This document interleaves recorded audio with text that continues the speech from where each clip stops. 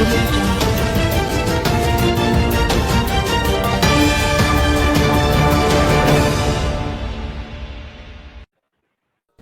नमस्कार, विश्व यात्रा टाइम्स में आपका स्वागत है। मैं हूं मानवेंद्र। जी हाँ दोस्तों, आज खास दिन है। जी हाँ, राष्ट्रीय युवा दिवस है और इस खास दिवस पर हम खास कार्यक्रम आपके लिए लाए हैं। जी हाँ दोस्तों, इस कार्यक्रम में आप कई प्रोफेसर और उनसे मिलेंगे जो जुड़े हुए हैं युवाओं से। और इसी कड़ी में हम आपको सबसे पहले मिलवा रहे हैं हमारे साथ हिमालयन गढ़वाल यूनिवर्सिटी के वीसी जुड़े हुए हैं, एनके सिन्हा सर। आपका सर बहुत बहुत स्वागत है हमारे इस खास कार्यक्रम में। नमस्कार नमस्कार मानवेंद्र जी, और सभी दर्शकों का मैं अभिनंदन करता हूं और आगे कार्यक्रम बढ़ाने की जो है आशा करता हूं। जी हाँ बिल्कुल। और देखिए, इकोनॉमिस्ट जुड़े हुए हैं, प्रदीप कुमार पांडा जी। आप रिसर्चर भी हैं और बेहतर इकोनॉमिस्ट हैं। सर आपका भी बहुत बहुत स्वागत है। नमस्कार सभी को राष्ट्रीय युवा दिवस के ढेरों शुभकामनाएं। बहुत बहुत धन्यवाद। या और यूथ एडवोकेट भी जुड़े हुए हैं, अंकुर त्यागी जी। अंकुर त्यागी जी, आपका भी बहुत बहुत स्वागत है हमारे इस खास कार्यक्रम में। नमस्कार मानदेव जी, और सभी दर्शकों और सभी साथियों को बहुत बहुत धन्यवाद। और देखिए, निश्चित तौर पर हमसे जुड़ने वाली हैं और सुमित्रा सिंह। हालांकि उनका नेटवर्क थोड़ा प्रॉब्लम है, लेकिन वो जुड़ने की कोशिश में लगी है। लेकिन दोस्तों, हम आपको बता दें कि आज 12 जनवरी है, राष्ट्रीय युवा दिवस है और विवेकानंद का जन्मदिन है। और वो कहते थे, उठो जागो और जब तक मत रुको तब तक आपको लक्ष्य की प्राप्ति ना हो जाए। हम इन सब विषयों पर बात करने के लिए हम सीधे चलते हैं सबसे पहले एनके सिन्हा साहब के पास, क्योंकि आप युवाओं के साथ जुड़े रहते हैं और यही कारण है आप बेहतर ढंग से बनाएंगे राष्ट्रीय युवा दिवस का क्या कुछ महत्व है। जी सर, एनके सिन्हा सर। निश्चित तौर पर युवा हमेशा से प्रासंगिक रहे हैं और वो भी परिवर्तन की यात्राएं हमारे विश्व के पटल पे स्थापित हुई है या क्रियान्वित हुई है, उसमें युवाओं का योगदान जो है सर्वोपरि रहा है। युवाओं ने अपने कौशल के माध्यम से, अपने ज्ञान के माध्यम से, अपने संस्कृति के माध्यम से विश्व को जगाया है और विश्व को ये एहसास कराया है कि युवाओं की जो शक्ति है वो निर्माण के लिए है और ये निर्माण की प्रक्रिया सदैव जारी रहेगी। और चूंकि आज स्वामी विवेकानंद जी का जन्म दिवस है और उनके जो वक्तव्य हैं जिसकी शुरुआत आपने की कि लक्ष्य हम मैनेजमेंट में भी पढ़ाते हैं, गोल सेटिंग। तो लक्ष्य की प्राप्ति का जो माध्यम है और जो हमारी प्रक्रियाएं हैं उसको हम आगे बढ़ाते रहे हैं। और आज मैं ये कहना चाहूँगा कि स्वामी विवेकानंद जी की जो भावना थी और उन्होंने जो बताया था कि हमारे विश्व में या हमारे मानवता में जो सफरिंग है, वो सफरिंग का मुख्य कारण क्या है? अज्ञानता है। जब तक हम अपने अज्ञानता को दूर नहीं करेंगे तब तक हम जो है विश्व का कल्याण नहीं कर सकते हैं। इसलिए उन्होंने जो है ये बातें कही कि हम शिक्षित करें, स्वयं को शिक्षित करें और इससे और लोगों को शिक्षित करने का प्रयास करें। इस क्रम में जो होगा कि जब हमें ज्ञान की प्राप्ति होगी तो हम अपने ग्लोरी को प्राप्त करेंगे, हम अपने अच्छाई को प्राप्त करेंगे, हम अपने आप में शुद्ध होंगे, अंतःकरण हम शुद्ध करेंगे, हम स्वाभिमानी होंगे और हमारा आत्मबल बढ़ेगा। इन सब बातों को लेकर के उन्होंने इस फिलॉसफी को एस्टैब्लिश किया। वो आज भी प्रासंगिक है क्योंकि विश्व बैंक जैसी संस्था ने भी इस बात को माना है कि विश्व का विकास तब तक संभव नहीं है जब तक कि शैक्षिक विकास की प्राप्ति ना हो जाए। और वो इस बात से सहमत हैं कि हम अपने विश्व में जो गरीबी का उन्मूलन हम तभी कर पाएंगे जब हम शिक्षा का विकास कर पाएंगे। और इस बात को उन्होंने माना है कि विश्व के सभी विकासशील देशों में ज्यादातर बच्चे अब स्कूलों की ओर प्रवृत्त हुए हैं और ये अच्छी बात है। तो हम इसी बात जी को रखते हुए जी जी कि बिल्कुल शिक्षा का बिल्कुल, विकास हम पुनः जरूरी आएंगे। और आपने जिस प्रकार से कहा कि आज विश्व में जिस प्रकार से यहाँ शिक्षा का विकास हो तभी युवाओं का विकास होगा, आप कह रहे हैं। हम चलते हैं इकोनॉमिस्ट प्रदीप कुमार पांडा जी के पास। जी सर, आपकी क्या पहली प्रतिक्रिया होगी राष्ट्रीय युवा दिवस पर? जी प्रदीप। राष्ट्रीय राष्ट्रीय युवा दिवस हमारे प्रेरणा के स्रोत, विश्व के जाने माने स्वामी विवेकानंद जी, जिसको power house of the world बोला जाता है, इंटरनेशनल यूथ आइकॉन, उनके जन्म दिवस है। और उनका मानना मैं हमेशा देखता था कि स्ट्रेंथ, उनके अंदर कॉन्फिडेंस, और हमेशा बोलते थे कि युवा में जो जोश है वो युवा को चुनौती देता है, और युवा का विकास से देश का विकास होता है, विश्व का विकास होता है। युवा अपने अंदर असीमित शक्ति का प्रतीक है, और युवा विकास से देश का विकास होता है। हम जानते हैं कि हमारे भारत जो विश्व में सबसे युवा देश है, 54% से ज्यादा आबादी हमारे 25 साल की उम्र के कम है, और 35 जी साल में और कम। लगभग अलग देश से हमारा युवा का योगदान ज्यादा है, इसीलिए हम उसको जी जी अर्थनैतिक शब्द में डेमोग्राफिक डिविडेंड बोलते हैं। जो जब जी युवा जी विकास होगा तो देश का विकास होगा, और जो यूथ है इसमें जो पावर है वो उसको सही ढंग में से हम एनर्जी को कन्वर्ट कर सकते हैं थ्रू स्किल डेवलपमेंट, ट्रेनिंग। जी जी बिल्कुल। युवा को अच्छे दिग में हम ले सकते हैं और विकास कर सकते हैं। और youth is always a state of mind, keeping it younger is. तो उस मिशन पे निरंतर चलते रहे, अपने आप को सुधारते रहे, देश को सुधारते रहे और सामाजिक को सुधारते रहे। ये उनका स्वामी विवेकानंद का हमेशा ज्ञान रहता था, और हम उस मार्ग पे चले तो देश का विकास होगा। और आप देखेंगे जितने भी सस्टेनेबल डेवलपमेंट गोल्स है, उस जी जी सस्टेनेबल डेवलपमेंट गोल में सभी में युवा को तो प्राथमिकता गया है। न्यू नेशनल एजुकेशन पॉलिसी जी हो गया, बिल्कुल जितने भी बिल्कुल हमारे बिल्कुल। गोल्स होते हैं प्रदीप उसमें युवा जी ज्यादा हम होता है। पुनः आपके पास आएंगे, लेकिन हमारे पास युवा एडवोकेट भी जुड़े हुए बिल्कुल। हैं, अंकुर त्यागी जी। हम उनके भी पहली प्रतिक्रिया लेते हैं, फिर आगे बढ़ते हैं। जी अंकुर त्यागी जी, आप क्या कुछ कहेंगे राष्ट्रीय युवा दिवस पर? जी अंकुर जी। माननीय जी, आज की शुरुआत मैं विवेकानंद जी से ही करता हूँ, जी जिन्होंने अमेरिका में भाषण दिया था। पहली ही लाइन अपने पहले संबोधन में, ब्रदर जी एंड सिस्टर अमेरिका, जी बोला। तो इसका वो हुआ लगभग 2 मिनट तक, शिकागो 2 मिनट तक हॉल में ताली बजती रही। जी जी ब्रदर और सिस्टर, मैं इस बात को इस तरह से कहता हूँ, उन्होंने उनकी जो सोच रही होगी कहने की, भाई और बहन, पूरा देश मेरे जी लिए, ना केवल हिंदुस्तान, पूरा देश मेरे लिए, अमेरिका हो कोई हो कुछ भी, सब भाई बहन की श्रेणी में आते हैं। और इसमें और जी जी अच्छी एक आगे बात करता हूँ कि हम जहाँ रहते हैं, हम सबसे पहले परिवार से शुरू होते हैं। वहाँ भाई बहन हमारे वो ना कोई उसमें भेदभाव है, ना कुछ है ना। उसके बाद हम मोहल्ले में आ गए, फिर हम डिस्ट्रिक्ट में आ गए, फिर हम देश में आ गए, फिर हम विश्व में आ गए। तो पूरे विश्व को एक संदेश दे रहे थे उस प्लेटफॉर्म से। भाइयों और बहनों, कितना बड़ा शब्द था।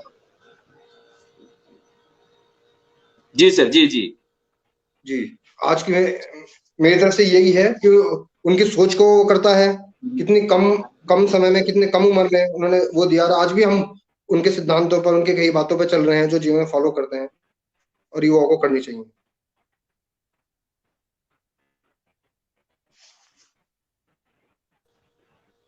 जी हाँ सर, बिल्कुल। जिस प्रकार से आपने कहा है कि आज युवा और भाइयों बहनों करके उन्होंने संबोधन किया, उसके बाद विश्व में अपना इनका एक मानदंड बना। जी सुमित्रा जी, आवाज आ रही है? शायद सुमित्रा जी अभी भी नेटवर्क से कट गई हैं, और इनके सिन्हा जी भी कट गए हैं, लेकिन काफी लोग जुड़ने वाले थे। सब लोग अभी नेटवर्क प्रॉब्लम है, लेकिन फिर भी हम कार्यक्रम को आगे बढ़ाते हैं, और जैसे ही जी जुड़ेंगे, इनके सिन्हा सर जैसे जुड़ेंगे हम उनसे बात करेंगे। लेकिन इसके पहले पांडा जी के पास चलते हैं। पांडा जी ने इकोनॉमिक्स की बात कही, और निश्चित तौर पर युवा और राष्ट्रीय युवा दिवस को भी इकोनॉमिक्स से जोड़ा है। जी हाँ, अर्थव्यवस्था को बढ़ाने में युवाओं का भी बेहतर योगदान होता है। पांडा जी, आपको क्या लगता है कि जिस प्रकार से पूरा विश्व ही अभी मंदी के दौर पर गुजर रहा है, और ऐसे में युवाओं को क्या कुछ इकोनॉमी में बढ़ाने के लिए आगे क्या कुछ खास तौर से योगदान होगा? जी प्रदीप जी। देखिए, कोरोना महामारी के वजह से सारे विश्व में आर्थिक मंदी आएगी। हम देख रहे हैं तमाम विश्व इसके चपेट में आ चुका है। अर्थनीति गति नीचे जा रही है। हमारे भारत में ही विश्व के सारे अग्रणी अर्थनीति व्यवस्था नीचे जा रही है।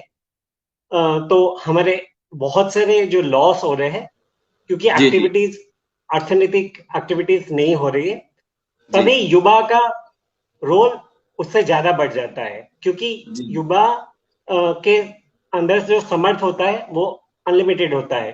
तो हमें स्किल डेवलपमेंट, एंटरप्रेन्योरशिप पे फोकस करना पड़ेगा जिससे युवा अपने पैरों पे खड़े रहे।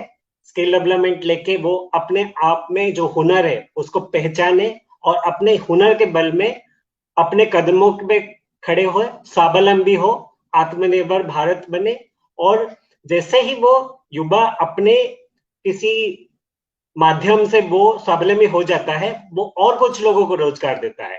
तो युवाओं को आह्वान रहेगा कि आप जॉब सीकर ना बने, जॉब क्रिएटर बने, एंटरप्रेन्योर बने और लोगों को काम दिए। और जैसे आप इकोनॉमी, एम्प्लॉयमेंट बढ़ाएंगे, धीरे धीरे इकोनॉमी भी ग्रो करेगा। जी हाँ, बिल्कुल। तो एंटरप्रेन्योरशिप की तरफ रुख होना चाहिए। जी हाँ, बिल्कुल, एंटरप्रेन्योरशिप की ओर होना चाहिए और युवा ही बदल सकता है अर्थव्यवस्था को। हालांकि देखिए, एमके सिन्हा साहब जुड़ना चाह रहे हैं लेकिन बार बार नेटवर्क उनका साथ नहीं दे रहा। सुमित्रा जी जुड़ी हुई है। सुमित्रा जी, आवाज आ रही है? सुमित्रा जी नहीं जुड़ पा रहे हैं अभी, लेकिन इकबाल अहमद साहब जुड़ चुके हैं। इकबाल अहमद सर, आपका बहुत बहुत स्वागत है हमारे इस खास कार्यक्रम में। बहुत शुक्रिया मानवेंद्र जी, आपने मुझे मौका दिया इस खास कार्यक्रम में। जी हाँ सर, और राष्ट्रीय युवा दिवस है तो आपकी पहली प्रतिक्रिया हम जानना चाहेंगे कि राष्ट्रीय युवा दिवस पर क्या कुछ कहना चाहेंगे आप, जिस प्रकार से उठो जागो और जब तक संघर्ष करो तब तक लक्ष्य की प्राप्ति ना हो जाए। आप युवाओं से जुड़े रहे हैं और लगातार युवाओं के साथ काम किया है और अभी भी आप प्रोत्साहित करते रहे हैं, उसमें हम भी एक हैं। जी इकबाल सर, क्या कुछ कहेंगे आप? देखिए, ये देश हमारा युवाओं का है। इस वक्त हमारी आबादी जो है वो यूथ पर है। तो इस देश की जनता को अपने युवा पे बहुत भरोसा है। इसलिए हमें चाहिए कि युवाओं के लिए मैक्सिमम फैसिलिटीज प्रोवाइड करें। इस वक्त देश का यूथ जो है वो सबसे ज्यादा फ्रस्ट्रेटेड है अपने जॉब को लेकर, अपने फ्यूचर को लेकर। तो हमें यानी कि पूरे देश को चाहिए कि युवा और यूथ के लिए जितना ज्यादा से ज्यादा हम आसानियां पैदा कर सकें वो हम करें। जब ही युवा हमारा खुश होगा, देश आगे बढ़ेगा। जी हाँ, बिल्कुल। सुमित्रा जी जुड़ चुकी हैं। सुमित्रा जी, आवाज आ रही है?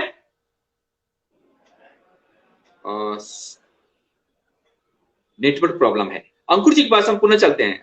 अंकुर जी, आप बात कर रहे थे, हालांकि बीच में व्यवधान आ गया था, लेकिन फिर भी हम आपके पास चल रहे हैं। जिस प्रकार से पांडा जी ने कहा और इकबाल अहमद से कहा कि यूथ के जब आप मजबूत होगा तो देश विकास होगा, क्या कुछ कहेंगे अंकुर जी? आप युवा हैं और लगातार आप एडवोकेट भी हैं, निश्चित तौर पर आपके साथ आप भी युवाओं से जुड़े रहे हैं। जी अंकुर जी। नहीं, बिल्कुल सही बात कही है। यूथ मजबूत होगा तो देश मजबूत होगा, पूरा वो बात सही है। और जैसा आपने कहा, उठो जागो और जब तक लक्ष्य की प्राप्ति ना हो ना रुको। जी जी, विवेकानंद जी ने कहा है। जी जी, इसका मैं मीनिंग इस तरह से देखता हूँ कि जो लोग लक्ष्य तक नहीं पहुंच पाए हैं या जो लक्ष्य निर्धारित था उस पर पहुंच गए हैं, बैठ गए हैं, वो उस पर ही ना रुके, अपना आगे बढ़े। थक हार गए, नहीं मिला है अपना, दोबारा पूरी एनर्जी के साथ दोबारा अपने काम में लग जाएं। और जब तक वो ना हो और दूसरी लक्ष्य प्राप्त ना हो, लगे रहें। और जिन लोगों ने लक्ष्य प्राप्त कर लिया है उनके लिए भी कि कोई गोल सेट था, वो कंप्लीट हो गया, इसके बाद कुछ नहीं करना, तो भी टाइम वो ना करें, अपना करें, अपना काम को आगे करते रहें जारी। जी हाँ, बिल्कुल। और देखिए सुमित्रा जी, आवाज आ रही है? सर आवाज आ रही है, आपको आ रही है मेरी आवाज? आ रही है। आप निश्चित तौर पर अपने संदेश दें। राष्ट्रीय युवा दिवस पर क्या कुछ कहेंगे आप यूथ हैं, युवाओं के बीच में रहती हैं, चाहे एजुकेशन स्टेक होल्डर में हो या आप कॉलेजेस में हो या आप लगातार वेबिनार हम तो देखते रहते हैं, कई चैनलों पर आप आ रही हैं। जी सुमित्रा जी।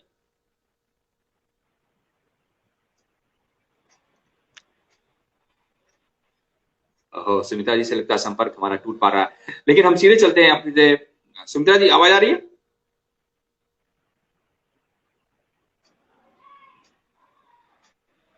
नहीं सुन पा रहे हैं सुमित्रा जी।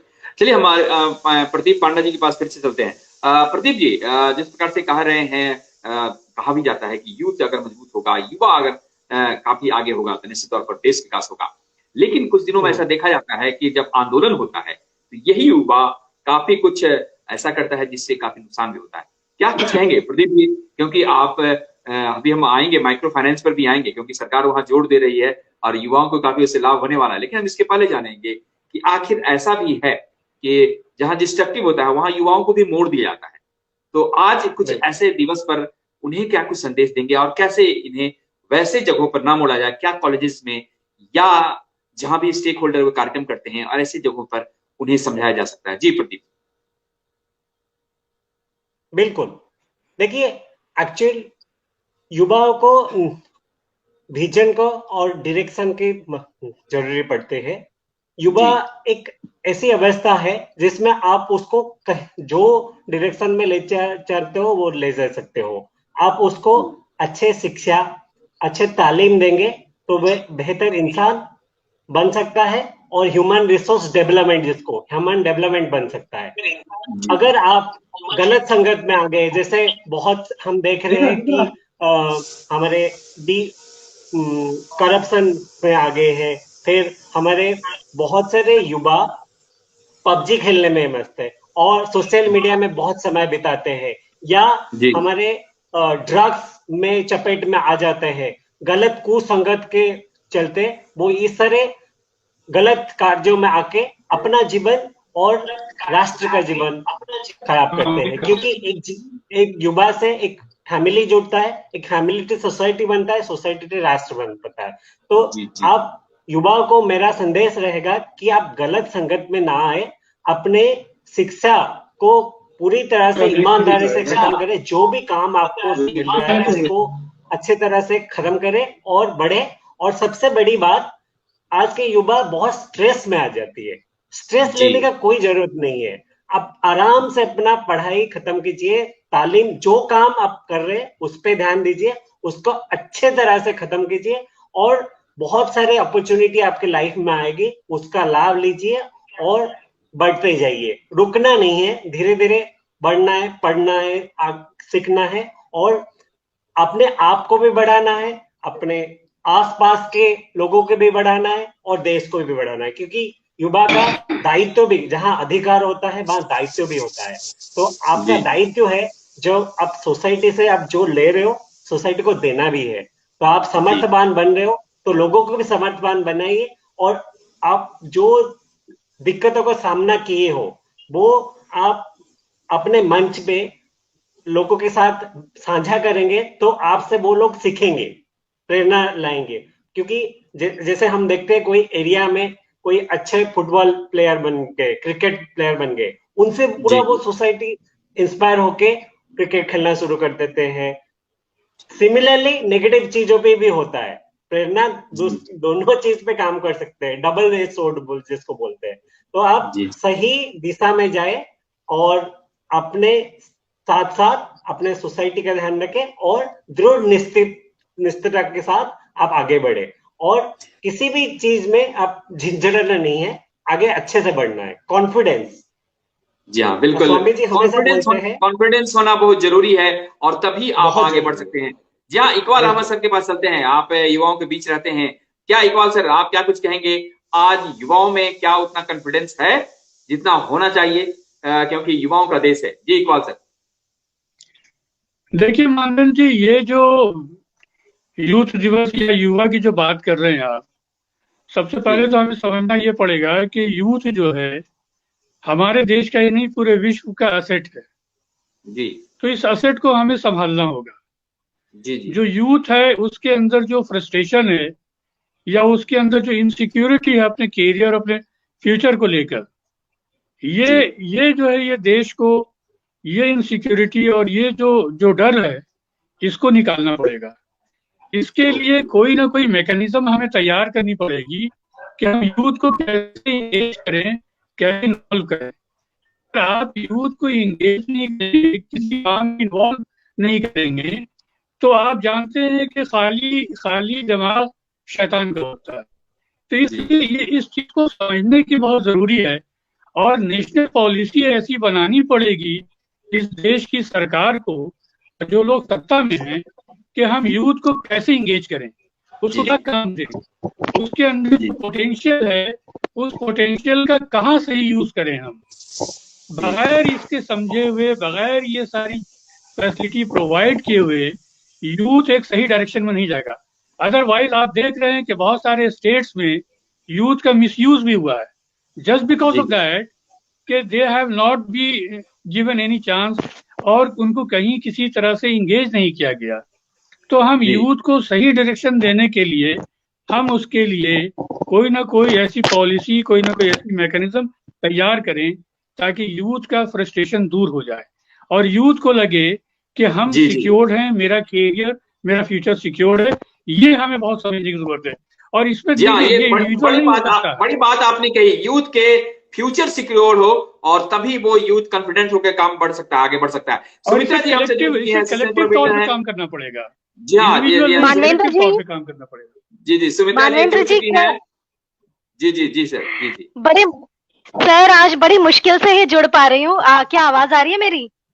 आ रही है, पूर्ण रूप से आ रही है। और आपका बहुत बहुत स्वागत है हमारे विश्व यात्रा टाइम्स में। और राष्ट्रीय युवा दिवस पर हम बात कर रहे हैं। इकबाल सर जुड़े हुए हैं, प्रदीप पांडा जी जुड़े हुए हैं, एनके सिन्हा सर ने अपना इनॉग्रल स्पीच दिया, हालांकि उनका नेटवर्क साथ नहीं दे रहा है। अंकुर त्यागी जी भी जुड़े थे। अब हम निश्चित तौर पर आपका स्वागत करते हैं। सुमित्रा जी, आप राष्ट्रीय युवा दिवस पर क्या कुछ कहेंगी? जी सबसे पहले तो thank you so much Manvendra ji, आप हमेशा मुझे अपने शोज पे बुलाते हैं। और अंकुर जी भी अब दोबारा ज्वाइन करेंगे, उन्होंने मुझे मैसेज किया है। एक्चुअली आज सभी लोगों का नेटवर्क प्रॉब्लम आ रहा है, लेकिन मैं चाहूंगी कि आप मुझे 5 मिनट दें so that I can complete my speech in 5 minute. Sir आवाज आ रही है ना? आ रही है, पूर्ण रूप से आ रही है, बोलिए। जी बिल्कुल। तो सर यूं तो मैं तो बचपन से ही रामकृष्ण मिशन के स्कूल में पढ़ी हूँ, तो मैं तो हमेशा यही चाहती हूँ कि जब भी मैं बोलूँ तो वो विवेकानंद की वाणी ही हो। तो यहाँ से अपनी बात शुरू करना चाहती हूँ कि स्वामी विवेकानंद ने बहुत ऐसा नहीं था, it was the first Yogi, he was the first Yogi who went into the west and who had promoted Hinduism।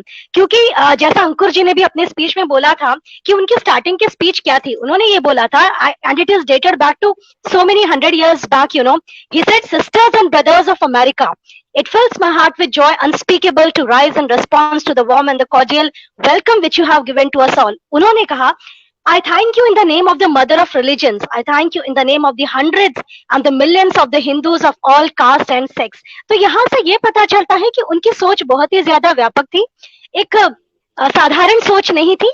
और एक किताब में उनकी डिसाइपल सिस्टर निवेदिता भी बाद में कहती हैं कि you know blessed were the people who remained with Vivekananda and blessed were the people who sat beside him. और मुझे लगता है कि मैं भी काफी ब्लेस्ड हूँ, रामकृष्ण मिशन में पढ़ते हुए ही बड़ी हुई हूँ।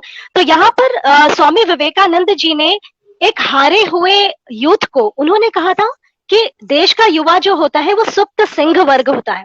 हमें एज टीचर्स करना है, हमें एज क्योंकि हम ही हैं, आज सारा देश, सारी दुनिया हमारी तरफ देख रही है कि शायद हम समाज में वो चेंज ला सकते हैं। क्योंकि 10 साल बाद शायद लोग मेरे स्टूडेंट्स को, मेरे जूनियर्स से एक्सपेक्ट करेंगे कि समाज में वो बदलाव लाएं, जो नीचे के वर्ग के लोग हैं उनका उत्थान वो लोग करें। लेकिन सर आज सारा समाज मेरी तरफ देख रहा है। तो मुझे स्वामी विवेकानंद की वो बातें याद आती हैं जब उन्होंने हारे हुए सुप्त सिंह युवा वर्ग को कहा कि तुम हारे हुए नहीं हो। और उनके वर्ड्स, उन्होंने कहा कि भगवत गीता के चैप्टर 2 में जब कृष्ण कहते हैं अर्जुन से, और अर्जुन भी बहुत ज्यादा डिप्रेस्ड था, एक हारा हुआ अर्जुन युद्ध क्षेत्र में जिस तरह से बिहेव कर रहा था, तो कृष्ण ने यही बोला था जो बाद में स्वामी विवेकानंद जी ने भी प्रोमलगेट किया। उन्होंने कहा था चैप्टर 2 टेक्स्ट 3 में, क्लैब्यम मास्म गमः पार्थ न तत्वयु पपद्यते क्षुद्रम हृदय दौर्बल्यम त्यक्त्वा तिष्ठ परंतप। What that means now this means you shouldn't believe in petty faint heartedness, you have to rise.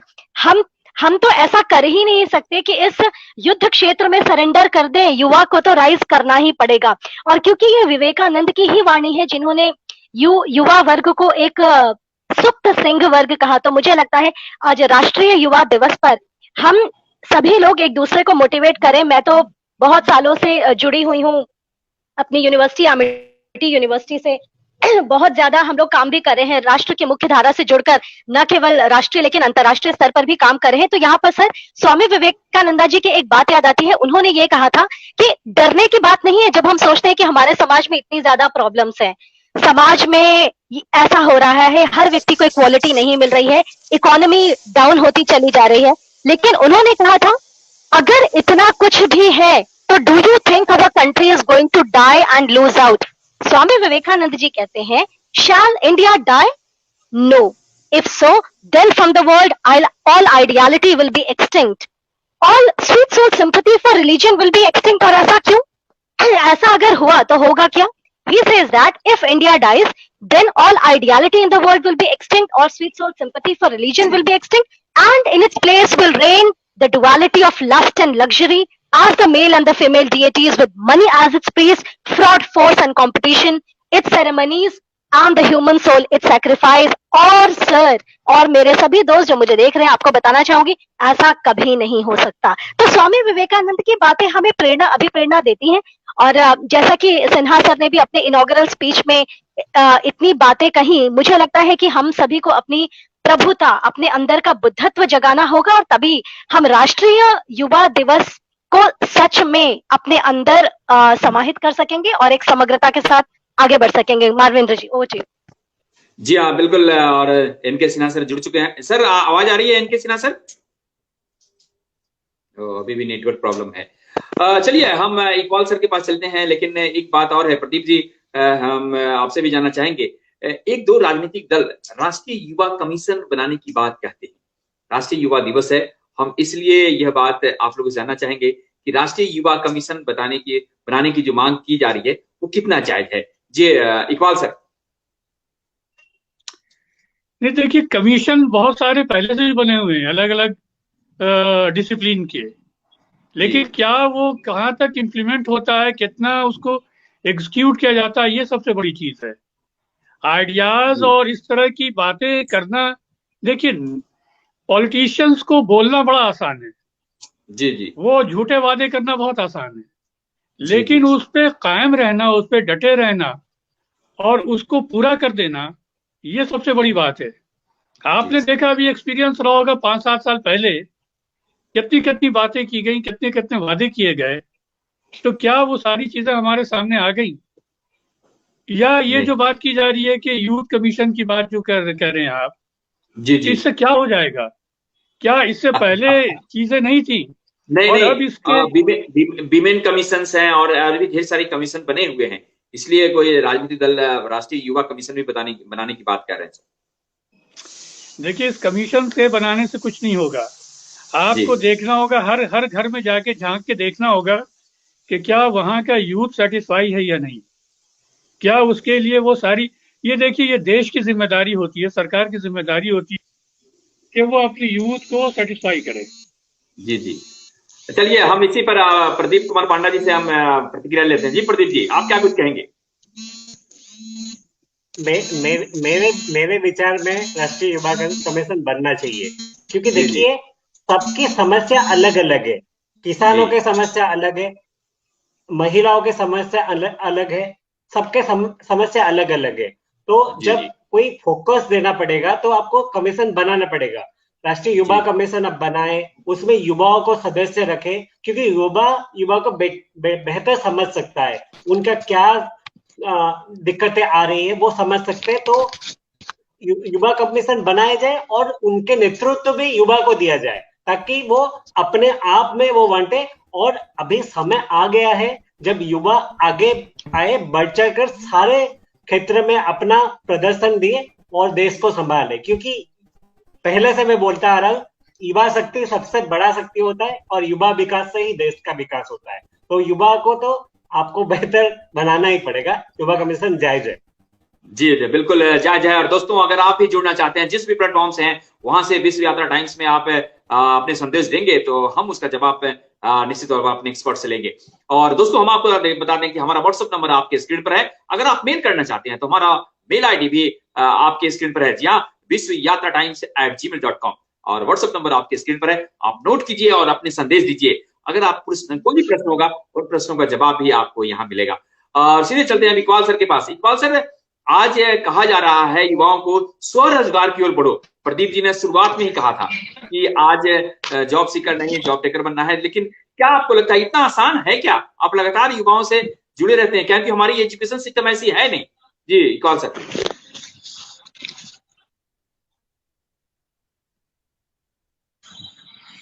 नहीं, जॉब की बात कर रहे हैं आप? जी जी जी सर। थोड़ी सी बंदी पे कटी थी आपकी। हम ये कह रहे थे सर कि आज युवाओं को कहा जा रहा है कि आप जॉब खोजिए नहीं, जॉब क्रिएट कीजिए। क्या कहेंगे आप? मतलब आत्मनिर्भर हो जाएं आप। जी जी जी। देखिए ऐसा है, जॉब क्रिएट करने की जो बात की जा रही है, ये ऐसा क्यों कहा जा रहा है? ये पहले से क्यों नहीं ऐसा क्या कहा गया कि युवाओं, देखिए अब तक जो युवा है या यूथ है जो एजुकेट हो रहा या जो एजुकेशन ले रहा, तो इसका मतलब है कि फिर हमें वो पुराने सिस्टम में जाना पड़ेगा कि हमें इतनी एजुकेशन की जरूरत नहीं है, हम छोटे मोटे कारोबार कर लें, या साइकिल का पंक्चर बनाना शुरू कर दें, या मोटर मैकेनिक बन जाएं, या दर्जी बन जाएं, या लोहार बन जाएं। फिर तो हम तरक्की की बात कहाँ कर रहे हैं हम? जब आप तरक्की की बात करते हैं, विश्व से मुकाबले की बात करते हैं, तो विश्व को आप एक रोल मॉडल माने। क्या हर देशों में यही हो रहा है कि युवा को ये कहा जा रहा है कि आप जो है वो आत्मनिर्भर हो जाएं या खुद से जॉब क्रिएट करें? देखिए, जॉब क्रिएट हर आदमी नहीं कर सकता है। जॉब क्रिएट करने के लिए उसके पास एक एसेट चाहिए, इकोनॉमिकली साउंड होना पड़ेगा उसको कैपिटल की जरूरत है। तो क्या सरकार के पास ऐसा कोई प्रोविजन है कि जो कैपिटल प्रोवाइड करे बिजनेस के लिए, जॉब के लिए, या किसी दूसरे धंधे पानी के लिए? बड़ी आम भाषा में बोल रहा हूं मैं। जी जी जी हाँ, बिल्कुल। सरकार के पास वैसे कुछ नहीं। लेकिन और प्रश्न भी आ गया है, एक दर्शक ने आपके लिए प्रश्न भी भेजा है, और प्रदीप जी जुड़ चुके हैं फिर से। प्रदीप जी, आपका स्वागत है पुनः। आवाज आ रही है? नहीं, अंकुर जी, प्रदीप जी जुड़े हुए थे। अंकुर जी, आवाज आ रही है? हेलो, अंकुर जी, आवाज आ रही है अंकुर जी? जी जी जी जी जी माननीय जी। हाँ, देखिए एक प्रश्न भी आया हुआ है, प्रभात वर्मा पटना से लिखा उन्होंने, आपके स्क्रीन पर भी है, कि राष्ट्र निर्माण में युवाओं की भूमिका स्वतंत्रता काल से ही है, लेकिन उन्हें तरजीह नहीं दिया गया। कहने का यह मतलब है कि आप उनको यूज तो कर लेते हैं, आंदोलन में कर लेते हैं, कोई भी अगर युवाओं को आगे बढ़ा देते हैं, चाहे संपूर्ण क्रांति हो, जो भी आया हो, लेकिन उन्हें जब जैसे ही वो खत्म होता है तो सब पर अनुभव ही कब्जा कर लेता है, ये कहना है। चलिए हम अंकुर जी के पास ही चलते हैं। जी अंकुर जी, आप क्या कुछ कहेंगे पहले?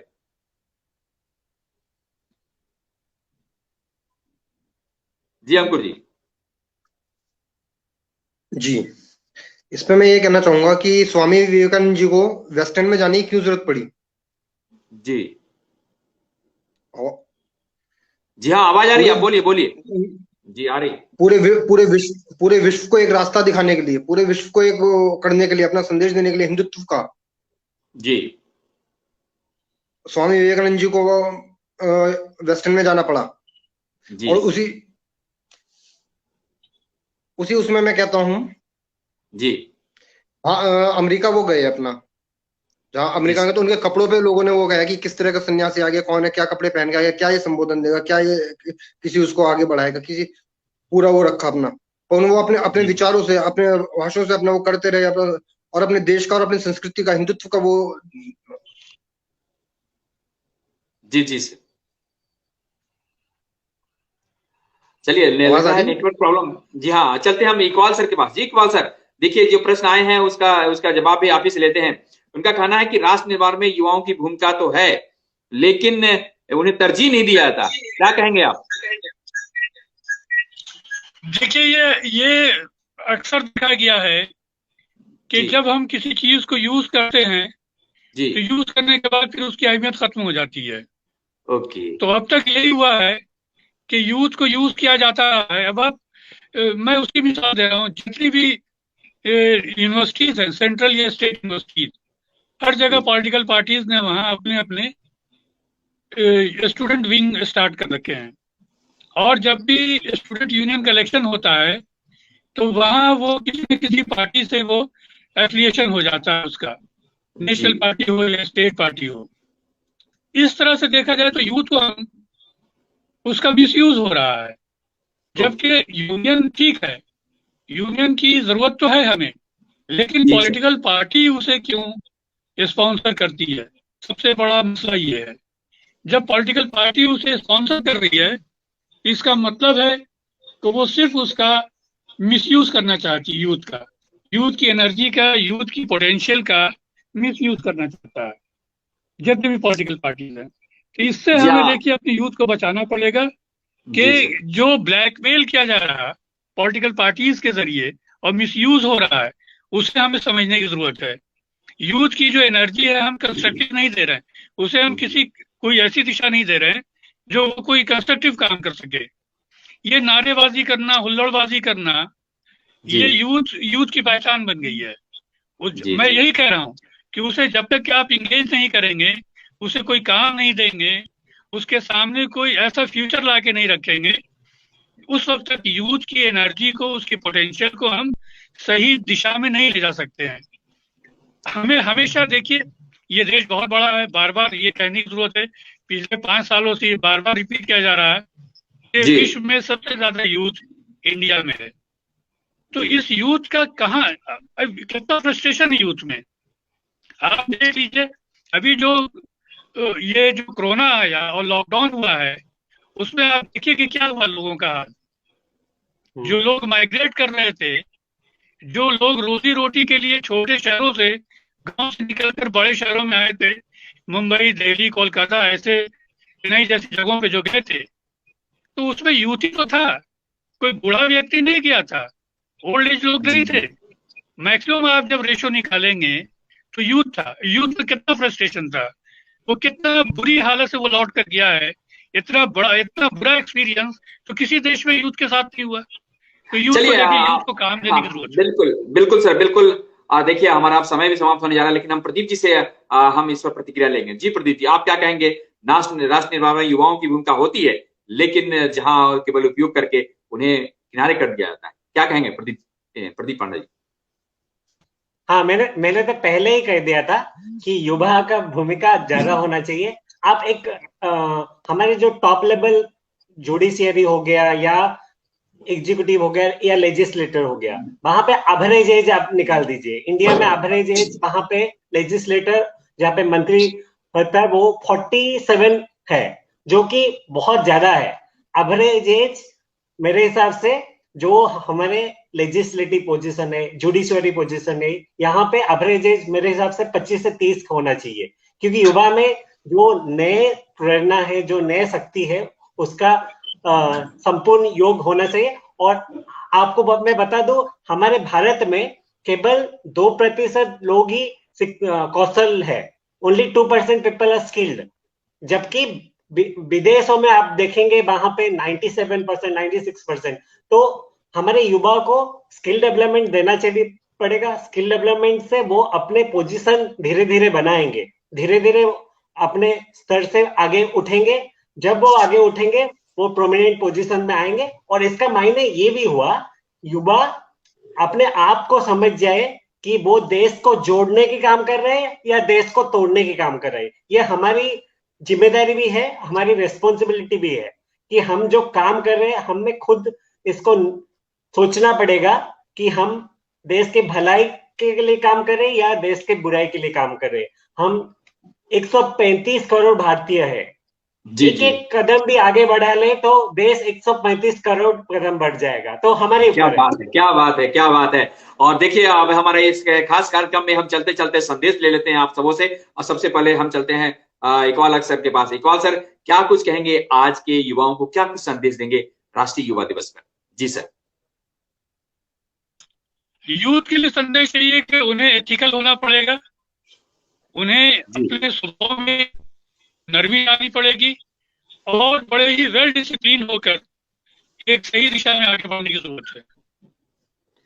जी हाँ, बिल्कुल। और देखिए यूथ हैं और युवा एडवोकेट हैं, जी हाँ, अंकुर त्यागी जी, हम उनसे भी संदेश लेते हैं। क्या कुछ आप युवाओं को कहेंगे? जी अंकुर जी। मैं यही कहूंगा कि गवर्नमेंट भी युवाओं पे बहुत काम कर रही है, युवा कौशल योजना चला रही है। मोदी जी भी जैसे अपने भाषण की शुरुआत करते हैं भाइयों और बहनों, तो वो भी उन्हें फॉलो करते हैं। तो कहाँ से आके कहाँ आज पूरे देश को लीड कर रहे हैं, पूरे वर्ल्ड को लीड करने की स्थिति में है। तो अपना मैं वो विवेकानंद जी के आदर्शों पर चलने, हम भी कहीं ना कहीं कोशिश करते हैं उनके आदर्शों पर चलने की, उनके विचारों को अपने जीवन में वो करने की। और बिल्कुल चलते चलते मैं अपनी बात इसी बात से खत्म करूंगा। विवेकानंद जी ने कहा था कि इस देश में बहुत कमी है, पर फिर भी मुझे इस देश से बहुत प्यार है। धन्यवाद। बिल्कुल जी हाँ बिल्कुल। सुमित्रा जी आवाज आ रही है? सुमित्रा जी से हमारा संपर्क नहीं हो पा रहा है। चलिए प्रदीप पांडा जी, आप भी एक संदेश दे दें। आपने बहुत कुछ कहा और बड़े अच्छे से आपने राष्ट्रीय युवा दिवस पर आपने अपने विचार रखे। हम कहेंगे कि युवाओं को क्या कुछ संदेश देंगे? जी प्रदीप, चलते चलते। युवाओं को एक ही संदेश है कि अपने आप में विश्वास रखें और अपने हौसलों पे विश्वास रखें। मैं ये पंक्ति हमेशा दोहराता हूं, जब हौसला भर लिया है ऊंची उड़ान का, तो फिजूल है देखना कद आसमान का। तो आपका हौसला ही डिसाइड करेगा आप कितने ऊपर जा सकते हैं, और कोई नहीं डिसाइड कर सकता। तो अपने आप में जज्बा बनाए रखिए और देश के काम में आइए। जी हाँ दोस्तों, विश्व यात्रा टाइम्स में लगातार हम अद्यतन जानकारी आपको देते रहेंगे और ऐसे गेस्टों से भी मिलवाते रहेंगे। अगर आप भी चाहते हैं जुड़ना तो हमारा व्हाट्सएप नंबर आपके स्क्रीन पर है और हमारा ईमेल आईडी भी है। और आज विश्व युवा दिवस पर हम आपको कहेंगे, राष्ट्रीय युवा दिवस पर आप सबों को ढेर सारी शुभकामनाएं। और हमारा भी संदेश है कि आप आगे आए। निश्चित तौर पर यूज करते हैं राजनीतिक दल, लेकिन फिर भी आप अगर अडिग हैं, बेहतर काम कर रहे हैं, तो आपको कोई भी ढिला नहीं सकता। और देखिए कई युवा हमसे जुड़े और बेहतरीन बातचीत की, और खासतौर से एक्सपीरियंस आदमी भी। इकबाल अहमद साहब, आप काफी एजुकेशनिस्ट हैं और लगातार अभी शारदा यूनिवर्सिटी में और कई यूनिवर्सिटी में आपने काम किया है। आपका बहुत बहुत शुक्रिया, बहुत बहुत धन्यवाद। आपसे हम फिर पुनः बातचीत करेंगे। बहुत बहुत शुक्रिया राष्ट्रीय युवा दिवस पर हमसे बात करने के लिए। प्रदीप पांडा जी, आप इकोनॉमिस्ट हैं और लगातार आपने जो राष्ट्रीय युवा दिवस को, बहुत शुक्रिया। जी हाँ, बहुत बहुत शुक्रिया। प्रदीप पांडा जी अर्थशास्त्र हैं और अर्थशास्त्र जिस प्रकार से राष्ट्रीय युवा दिवस को जोड़ा अद्भुत था। सर आपका भी बहुत बहुत शुक्रिया। बहुत बहुत धन्यवाद, बहुत बहुत धन्यवाद। जी हाँ, और देखिए अंकुर त्यागी जी हैं, एडवोकेट हैं और यंग हैं। आपका भी बहुत बहुत शुक्रिया। सुमित्रा जी से शायद हमारी आवाज नहीं सुन पा रहे हैं। अंकुर जी आपका भी बहुत बहुत धन्यवाद ऐसे महत्वपूर्ण टॉपिक पे मुझे बुलाने के लिए और समय देने के लिए। बहुत बहुत धन्यवाद। सुमित्रा जी आपका भी बहुत बहुत शुक्रिया। आप शायद सुन नहीं पा रही हैं। और एनके सिन्हा सर जो इनॉग्रेल स्पीच दिया उन्होंने, निश्चित तौर पर उनका नेटवर्क का प्रॉब्लम था, क्योंकि वो हिमालयन गढ़वाल यूनिवर्सिटी के वीसी हैं और वैसे ही आप समझ रहे हैं कि कहाँ होंगे वो, और इसलिए शायद उनसे संपर्क फिर नहीं हो पाया, नेटवर्क प्रॉब्लम था। लेकिन उन्होंने बड़ी सरगर्भित बात कही और पुनः हम उन्हें बुलाएंगे आप विश्व यात्रा टाइम्स पर, ये खास तौर पर। दोस्तों आप सबों का बहुत बहुत शुक्रिया, बहुत बहुत धन्यवाद। और हम भी एक संकल्प लेते हैं कि आज युवाओं को हम मोटिवेट करने के लिए हम लगातार कार्यक्रम लाते रहेंगे। अभी दीजिए मानव की इजाजत। बाय, सबक है। Thank you.